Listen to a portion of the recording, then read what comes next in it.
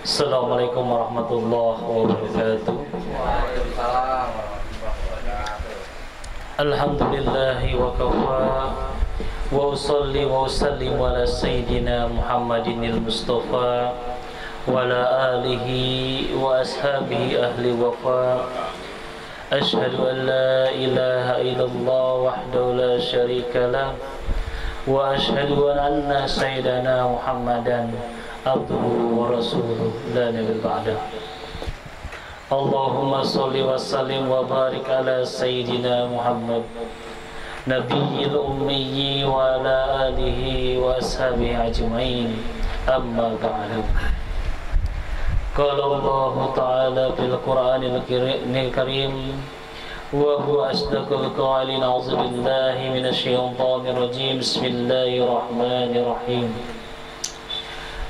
وبشر الصابرين الذين إذا أصابتهم مصيبة قالوا إنا لله وإنا إليه راجعون. وقال رسول الله صلى الله عليه وسلم إذا مات ابن آدم انقطع عمله إلا من ثلاث sadaqatin jariyatin aw ilmin yuntafa'u bihi aw waladin salihin yad'u lahu. Al hadis ay kama qala Rasulullah sallallahu alaihi wasallam. Puji dan syukur adalah kita panjatkan kepada Zat Allah Subhanahu wa taala. Berkat kudrat dan iradahnya, alhamdulillah pada kesempatan kali ini Allah Subhanahu wa taala menakdirkan kita sekalian hadir memenuhi undangan sahibul musibah, Bapak Anda sekeluarga. Kita doakan mudah-mudahan Bapak Anda sekeluarga ini Allah berikan kekuatan iman dan Islam, Allah berikan kesabaran, dan mudah-mudahan Allah ganti dengan yang lebih baik lagi.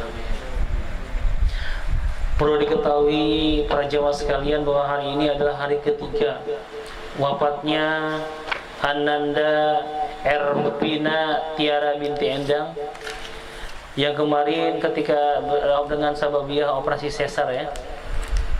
Kemarin pas hari pertama alhamdulillah jemaahnya membludak sampai keluar-luar. Saking banyaknya tapi keluar coba. Ayeuna ge alhamdulillah nepi keluar oge. Para jemaah rahmati Allah Subhanahu wa taala, dikarenakan hari ini malam Senin, sebagaimana kita sudah rutin setiap minggu malam Senin kita akan ada namanya kajian bapak-bapak, yaitu pengajian. Kebetulan hari ini adalah kajian ilmu hadis. Para jemaah yang rahmati Allah Subhanahu wa taala, sebelum kita mulai tahlil, mari kita ngaji dulu sebagaimana biasa. Alhamdulillah kita ngaji tentang hadis, satu atau dua hadis lah, supaya gugur kewajiban kita, yaitu thalabul ilmi. Alhamdulillah para jemaah yang hadir ini hari ini selain menyumbang, selain silaturahim, bisa juga melaksanakan kewajiban yang lain, yaitu melaksanakan thalabul ilmi. Para jemaah untuk Allah Subhanahu wa taala, kita mulai. A'udzubillahi minasyaitonir rajim. Bismillahirrahmanirrahim. Qala musannif rahimahullahu taala, nafa'allahu fi ulumi fid dharain. Amin. Para jemaah, kita akan mulai dengan sebuah hadis dulu. Yang pertama hadis yang berkaitan dengan iman. Iman sering kita dengar, kata iman sering kita ucapkan, tetapi terkadang kita tidak tahu makna terdalam di balik iman tersebut. Apa sih yang disebut iman? Di sini disebutkan sebuah hadis. A'udzubillahi minasyaitonir rajim. Bismillahirrahmanirrahim. Qala musannifu rahimallahu taala, nafa'anallahu bi ulumihi fid dharain. Amin. Bismillahirrahmanirrahim. Qala Nabi sallallahu alaihi wasallam, telah bersabda siapa Kanjeng Nabi Muhammad sallallahu alaihi wasallam, al-imanu ma'rifatun bil qalbi yang disebut namanya iman adalah ma'rifatullah, dengan ma'rifat akan Allah dengan hati. Ma'rifat di sini artinya mengenal Allah Subhanahu wa taala. Bukan hanya bilis, hanya dengan kata-kata aja. Saya beriman kepada Allah, tapi di hati kita sendiri kita tidak meyakini Allah itu siapa. Kita tidak mengetahui siapa itu Allah Subhanahu wa taala. Supaya kita mengenal Allah Subhanahu wa taala, maka dianjurkan kita untuk belajar tentang ilmu tauhid. Ilmu tauhid ini ilmu utama. Ilmu yang diajarkan paling utama kepada kita yang masih anak-anak kita yang masih kecil. Dikuatkan imannya, baru dilatih kebiasaan untuk sholat dan lain sebagainya. Jadi ya, langkah pertama untuk mengajarkan anak kita adalah latihlah, ajarkanlah anak kita dengan ilmu tauhid. Karena ilmu tauhid inilah sebagai pembuka. Dengan ilmu tauhid inilah sebagai dasar atau fondasi bagi anak-anak kita dan kita untuk meyakini adanya Allah Subhanahu wa taala. Kalau kita sudah belajar ilmu tauhid, kita akan tahu sifat-sifat Allah. Kalau kita sudah belajar ilmu tauhid, kita akan tahu nama-namanya Allah. Kalau sudah tahu dengan ilmu tauhid, maka secara tidak langsung kita meyakini ada Allah Subhanahu wa taala. Walaupun kita belum menjalankan perintah-perintah Allah. Yang paling satu dulu, meyakini adanya Allah Subhanahu wa taala. Meyakini dengan sifat-sifat Allah. Sebagaimana kita pelajari waktu kecil, sifat-sifat Allah ada 20 yang kita pelajari, wujud, qidam, baqo sampai terakhir ya. Kalimat ini sederhana. Tapi apabila kalimat-kalimat yang sifat Allah yang 20 ini kita terapkan ke dalam diri, niscaya kita akan kenal siapa itu Allah, siapa itu Muhammad, dan siapa itu Adam, dan siapa kita. Karena pada hakikatnya sifat Allah 20 ini ada semuanya dalam diri kita. Makanya dan sebuah kitab Al-Imam Ghazali pernah menyatakan awaluddin ma'rifatullah. Perintah pertama dalam beragama adalah kenal dengan Allah Subhanahu wa taala. Bagaimana kita mau kenal dengan Allah? Kita saja tidak mau belajar mengenal Allah. Bagaimana kita tahu kenal dengan Allah kalau kita jauh dari segala perintah-perintah Allah? Bagaimana kita mau kenal dengan Allah kalau kita sendiri banyak menjalankan larangan-larangan Allah? Nah, itulah fungsinya ilmu tauhid, yaitu menguatkan hati kita agar kita yakin seyakin-yakinnya bahwa Tuhan kita adalah Allah. Itu ya yang pertama. Yang kedua, wa qaulul bil lisan. Setelah kita mengenal Allah dengan hati kita, maka kita diwajibkan mengucapkan iman kepada Allah dengan lisan. Dengan lisan apa itu? Dan mengucapkan kalimat asyhadu alla ilaha illallah Muhammadar Rasulullah. Saya bersaksi bahwasanya tidak Tuhan selain Allah dan Muhammad adalah utusan Allah, yang kita kenal dengan kalimat syahadatain. Dengan mengucapkan kalimat dua syahadat inilah maka kita resmi menjadi orang Islam. Ketika kita sudah resmi menjadi orang Islam, maka jatuhlah hukum Islam terhadap kita. Apa itu? Nah, lanjut. Yaitu wa amalu bil arkan, yaitu dengan cara mengamalkan seluruh rukun Islam. Kalau kita sudah yakin Allah dengan hati kita, mengucapkan kalimat syahadat dengan lidah kita wajib untuk apa? Untuk melaksanakan segala perintah-perintah Allah. kita wajib menjauhi segala larangan Allah. Itulah yang disebut ma'rifatullah. Yang kita kenal dengan istilah lain adalah takwa. Apa itu takwa? Menjalankan segala perintah Allah, baik itu perintah Allah yang bersifat sunnah ataupun perintah Allah yang bersifat wajib. Nah, dengan modal takwa inilah Allah Subhanahu wa taala akan memberikan kita keridhoannya. Karena yang kita cari di dunia ini bukan surga atau pahala. Yang kita cari di dunia adalah keridhaan Allah Subhanahu wa taala. Karena yang kita takutkan di dunia ini bukan neraka, tetapi yang kita takutkan adalah jauh daripada cintanya Allah. Kalau kita sudah mendapatkan ridha Allah, kalau kita sudah mendapatkan cinta Allah, yakin, bahkan hakul yakin, Allah Subhanahu wa taala akan mencintai kita.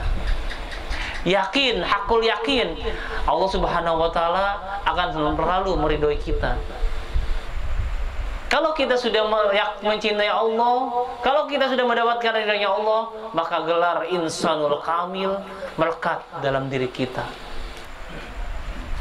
Para jamaah rahmati Allah Subhanahu wa taala, itu adalah hadis yang pertama. Satu hadis lagi ya. An Abi Hurairah radhiyallahu anhu qala Rasulullah sallallahu alaihi wasallam, dari Abi Hurairah radhiyallahu anhu, semoga Allah meridhoinya, terhadap Abu Hurairah, qala Rasulullah sallallahu alaihi wasallam, maka bersabda siapa Kanjeng Nabi Muhammad sallallahu alaihi wasallam, jaddidu imanakum, perbaruilah iman kamu. Jadi ketika itu pada saat itu para sahabat berkumpul di sebuah majlis. Kemudian Rasulullah SAW mengatakan di depan para sahabat, apa yang dia dikatakan? Jadidu aimanakum, perbaruilah iman kalian. Ketika Rasulullah berkata seperti itu, maka para sahabat bertanya, ya Rasulullah, kaifa nujaddidu imanana? Ya Rasulullah, wahai Rasul, bagaimana caranya agar kita selalu memperbarui iman kita? Kemudian Rasulullah SAW menjawab, qala aksiru min qauli la ilaha illallah, perbanyaklah kalian membaca kalimat la ilaha illallah. Kalimat ini sederhana, tapi dengan mengucapkan kalimat ini, yakin iman kita selalu terupdate. Yakin dengan sering mengucapkan kalimat la ilaha illallah, hati kita tidak pernah mau jauh daripada Allah Subhanahu wa taala. Yakin dengan seperbanyak membaca kalimat ini, kita akan meninggal dalam keadaan husnul khotimah. Ya, ini disebut di hadis lain, man qala la ilaha illallah fi akhir hayatihi dakhalal jannah. Barang siapa yang di akhir hayatnya mengucapkan kalimat la ilaha illallah, niscaya orang tersebut dijamin masuk surga. Makanya oleh karena itu para jemaah, ini adalah aurat yang luar biasa, kalimat yang luar biasa, sederhana tapi paten, sederhana tapi mati. Tapi catatannya harus sering matu. Kalimat ini akan sering matu kalau kita sering mengucapkan kalimat la ilaha illallah. Bagaimana kita ingin akhir hayat kita mengucapkan kalimat la ilaha illallah, sedangkan kita selama hidup kita jarang mengucapkan kalimat la ilaha illallah.